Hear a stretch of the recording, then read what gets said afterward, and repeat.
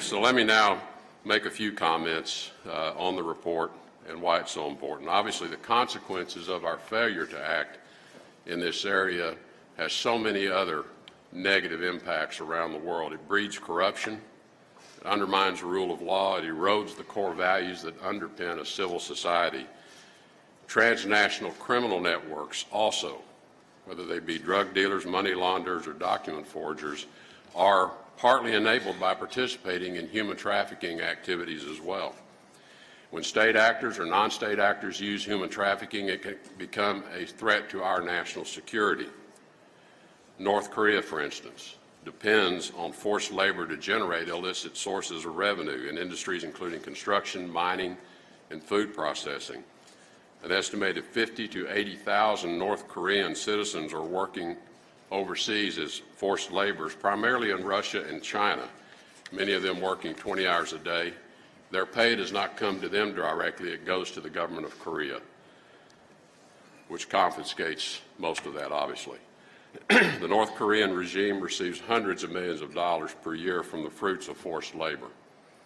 Responsible nations simply cannot allow this to go on, and we continue to call on any nation that is hosting workers from North Korea in a forced labor arrangement to send those people home.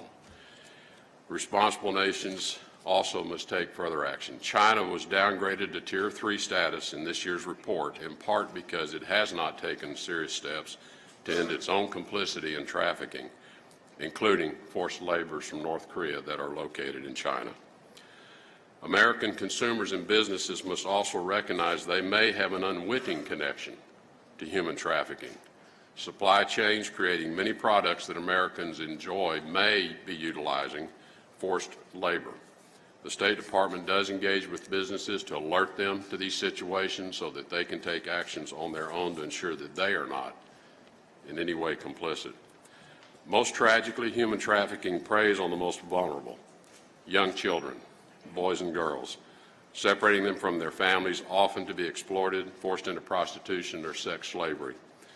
The State Department's 2017 Trafficking in Persons report exposes human trafficking networks, and it holds their operators and their accomplices accountable.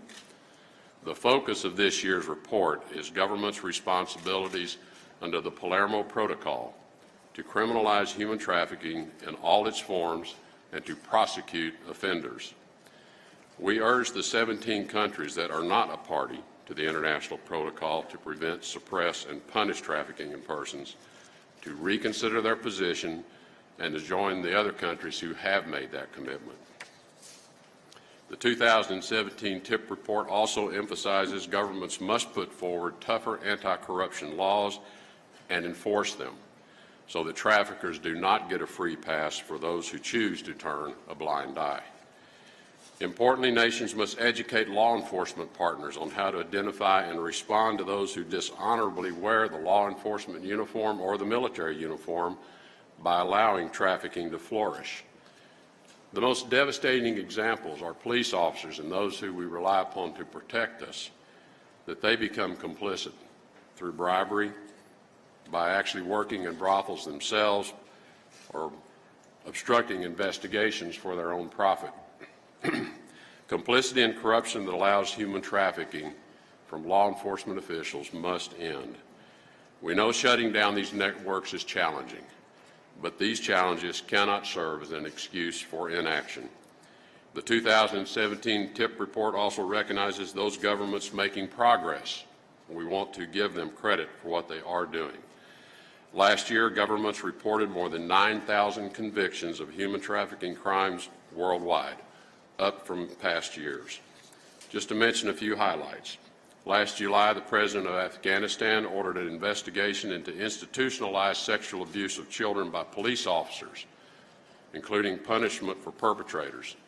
In January, a new law was enacted criminalizing bakabazi, a practice that exploits boys for social and sexual entertainment. The government continues to investigate, prosecute, and convict traffickers, including complicit government officials. In the Ukraine, a country that has been on the watch list for years, the Office of the Prosecutor General issued directives to improve investigations of trafficking and increased efforts to root out complicity, including convictions of police officers. A teacher at a government-run boarding school for orphans has been arrested for trying to sell a child. And officials are now on notice that complicity in trafficking will be met with strict punishment.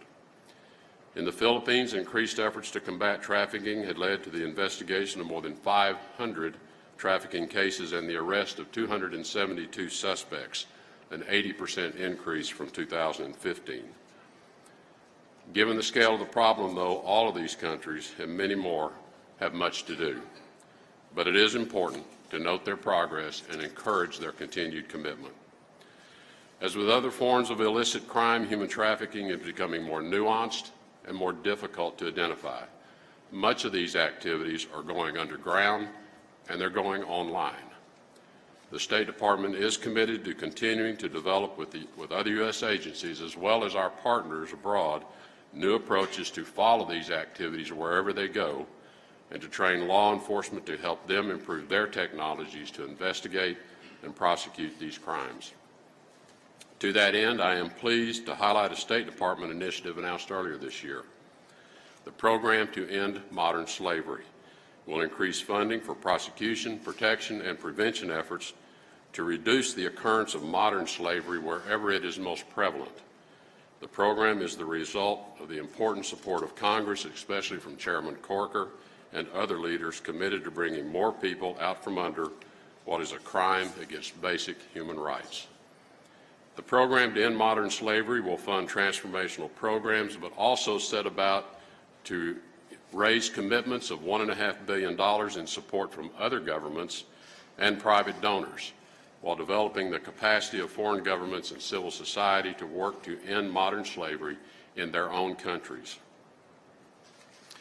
As we reflect on this year's reports on the state of human trafficking the world over, we recognize those dedicated individuals who have committed their lives and in some cases put their lives at risk in pursuit of ending modern slavery. For many victims, theirs is the first face of hope they see after weeks or even years of fear and pain. The 2017 TIP Report heroes will be recognized formally in just a few minutes, but I want to thank them and express my own admiration for their courage, leadership, sacrifice, and devotion to ending human trafficking.